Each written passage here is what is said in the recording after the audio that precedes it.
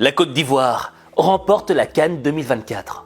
Mais derrière cette victoire se cache un triste secret. Et pour le découvrir, regarde ça. Quel match! Quel match de la Côte d'Ivoire qui l'emporte 2-1 contre le Nigeria en finale de la Coupe d'Afrique des Nations. Et moi, ce qui m'a marqué, c'est les scènes de liesse dans les rues. Ivoirien, on est champion! Ivoirien, on est champion! La Côte d'Ivoire, on est champion! On est fiers de notre pays! Je suis très ému. Parce qu'aujourd'hui, le pays est monté au sommet de l'Afrique. C'est une joie immense qui m'anime ce soir. Personne ne pouvait imaginer que la Côte d'Ivoire allait remporter ce trophée. Tout le monde s'est moqué de nous, de l'humiliation à la gloire. Mais c'est grâce au Maroc. Merci au Maroc, merci de nous avoir qualifiés. Mais il y a une question qui me taraude. Pourquoi est-ce que les Ivoiriens remercient les Marocains? Eh bien c'est simple. Parce que grâce aux Marocains, les Ivoiriens ont pu être repêchés en phase de poule.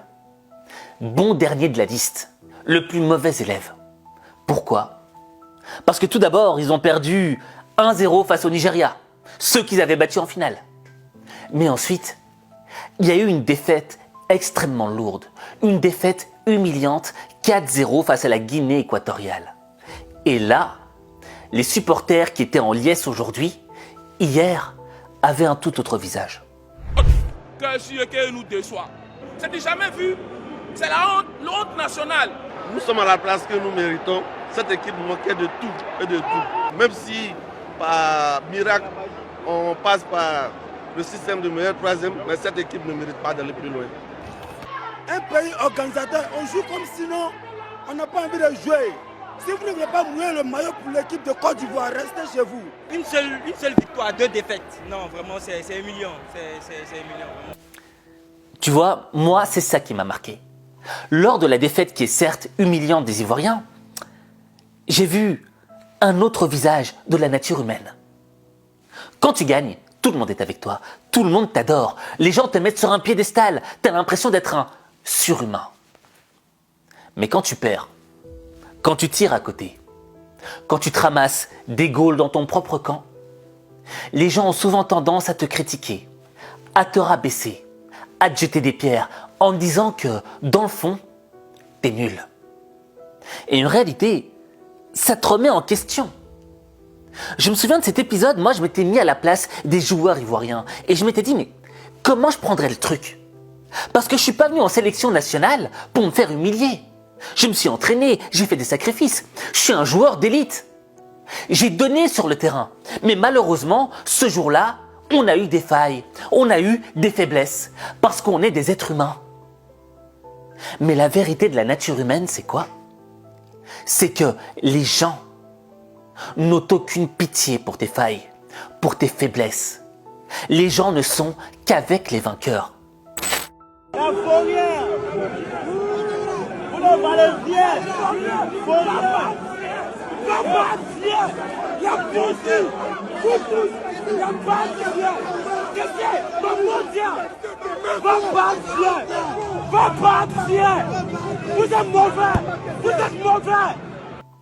Et donc, la difficulté humainement à prendre ces critiques en pleine face, c'est quoi? C'est tout simplement le manque de reconnaissance. Certes, j'ai perdu, mais croyez-moi, je me suis entraîné, j'ai fait des sacrifices, je suis venu pour essayer de donner le meilleur de moi-même. Mais les gens ne reconnaissent pas cela. Les gens ne voient pas les efforts que tu fais dans le noir. Et là, les Ivoiriens, ils ont réussi à faire taire les critiques de la plus belle des manières.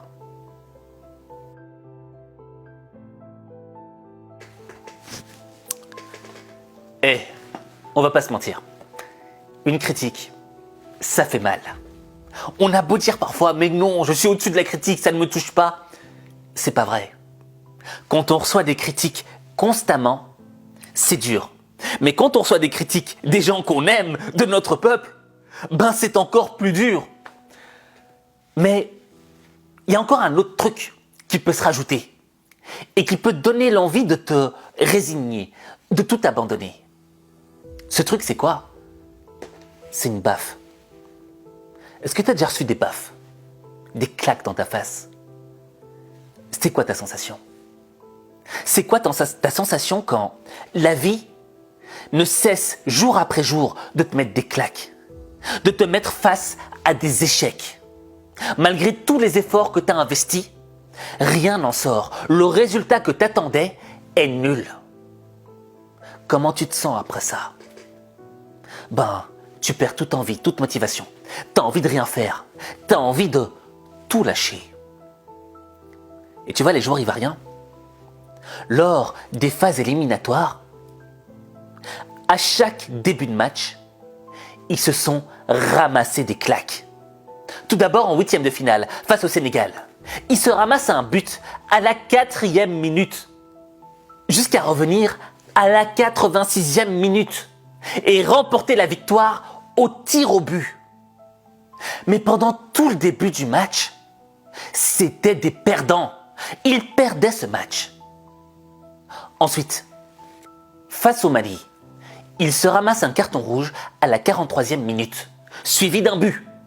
Donc, les gars sont encore perdants. Les gars, d'entrée de jeu, se ramassent encore une baffe en pleine face. Mais à la 90e minute de jeu, ils reviennent à égalité. Et ils vont arracher la victoire à la 122e minute. Ensuite, la finale.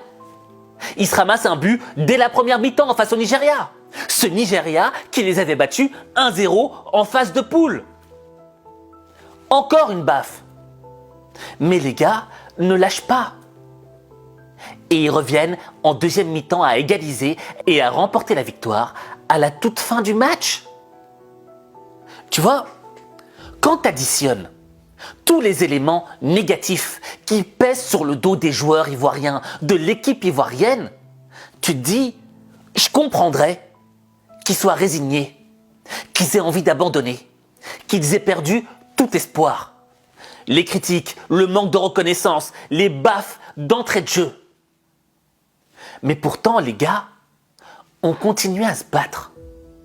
Ils ont continué à se battre alors que leur environnement est totalement déstabilisé. Ce que je veux dire par là, c'est quoi? C'est que on attend souvent que les étoiles s'alignent pour commencer quelque chose. Au fait, on veut avoir des victoires faciles, des victoires sans sacrifice, des victoires sans effort. On cherche tout ça, c'est humain. Le cerveau n'aime pas l'effort, c'est un procrastinateur. Mais quand on se ramasse baffe sur baffe, qu'est-ce qui nous donne l'envie de continuer, de quand même essayer d'arracher cette victoire? Ce qui m'a marqué, c'est pas la victoire finale de la Côte d'Ivoire, mais c'est tout son parcours dans le processus. Parce que dans tout le processus, elle a constamment été celle qu'on voyait perdre. Le mauvais élève, le dernier de la classe, celui qu'on ne regarde pas, celui en qui on ne croit pas. Et pourtant, les gars, eux, ont continué à croire en eux, malgré les critiques, malgré le fait qu'ils se ramassaient des baffes. Et là, la question c'est, qu'est-ce qui fait que, malgré toutes ces choses, ils sont parvenus à garder cette flamme de l'espoir intacte? Selon moi, ce qui fait que on a envie de continuer à se battre, c'est un pourquoi. Le pourquoi, c'est quoi? C'est la raison qui te pousse à aller. Parce qu'on va pas se mentir, ils auraient pu abandonner les joueurs ivoiriens. Ils auraient pu se dire, hé les gars, on est en train de se faire critiquer par le monde, par notre peuple, mais on a notre salaire dans nos clubs, on gagne bien nos vies, on peut remballer nos affaires et repartir. On n'a pas besoin de se battre jusqu'au bout. Mais il y avait quelque chose qui les habitait. Une envie profonde. Cette envie profonde, je pense que c'était peut-être de rendre fier leur pays, de se prouver quelque chose à eux-mêmes. Et parmi ces joueurs, il y en a un que j'aimerais extraire et prendre comme modèle, qui habite peut-être le cœur de toute l'équipe et qui devra habiter nos cœurs à nous. Ce joueur, c'est Sébastien Haller. Parce que cet homme-là, bien qu'il ait marqué le but de la victoire, il a eu un cancer. Des nouvelles de Sébastien Haller, l'avant-centre des éléphants de Côte d'Ivoire, qui faisait mardi soir sa première apparition publique depuis l'annonce de son cancer le mois dernier. Le nouvel attaquant de Dortmund recevait son trophée de meilleur buteur du championnat hollandais aux côtés de son épouse. Pour être honnête, j'ai la chance de pouvoir dire que tout va bien. Les 2-3 jours à l'hôpital, les 2-3 jours après ne sont pas faciles, mais j'ai la chance d'être bien entouré.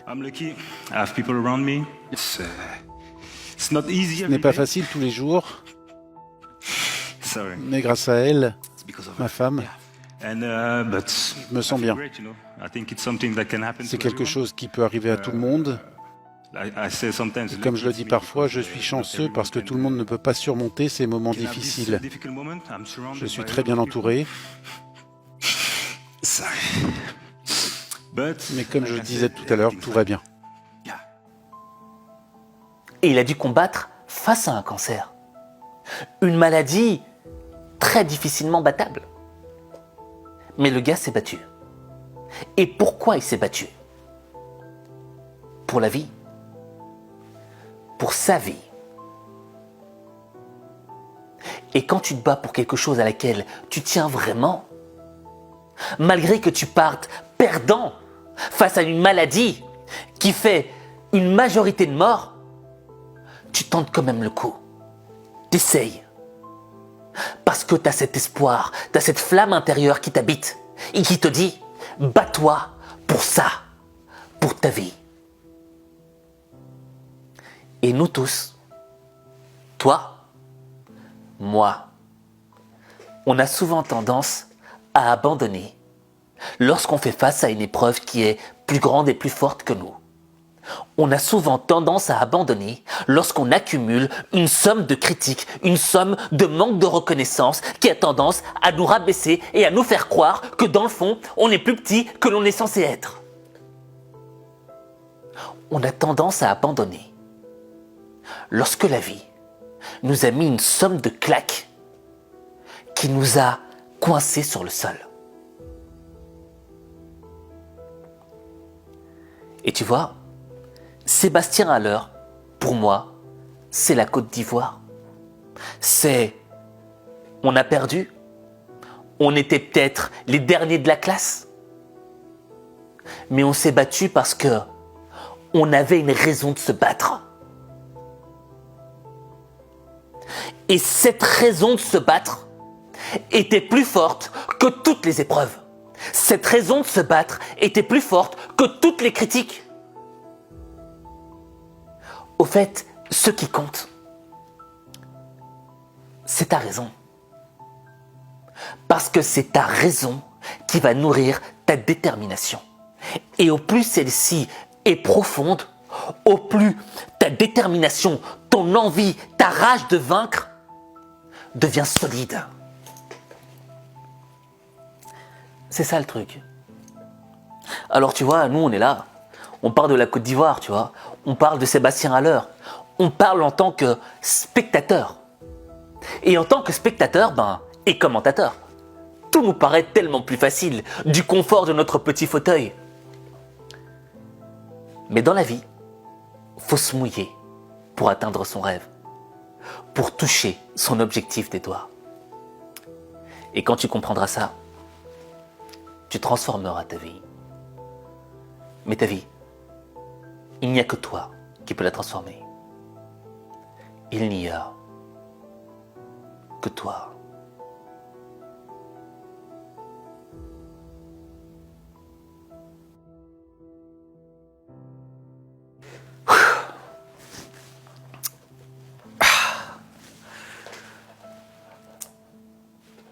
Merci la Côte d'Ivoire. Merci le peuple ivoirien. Merci de nous avoir donné cet espoir, d'avoir nourri notre flamme intérieure. Parce que parfois, tu vois, tu as besoin d'exemples pareils, tu vois, pour te remettre une baffe, mais dans le bon sens, et te redonner un petit peu d'espoir. Maintenant, si tu es vraiment dans une situation où tu as perdu toute envie, toute motivation, tu vois, et que tu aimerais avoir une méthode claire et précise pour t'aider à remonter à la surface, j'ai créé une conférence, une masterclass qui s'appelle Ultra Boost. Et cette masterclass, au fait, tu peux la travailler en 5 jours. En 5 petits jours pour rebooster ta motivation et te donner l'envie de refaire ce premier pas. Pour assister à cette conférence, il suffit tout simplement de cliquer sur le lien que j'ai épinglé en commentaire ou tout simplement de taper sur Google h5motivation.com et là tu vas arriver sur ma page où tu pourras cliquer directement sur le lien qui va t'amener sur cette conférence Ultra Boost qui va te redonner une motivation pour atteindre tes objectifs.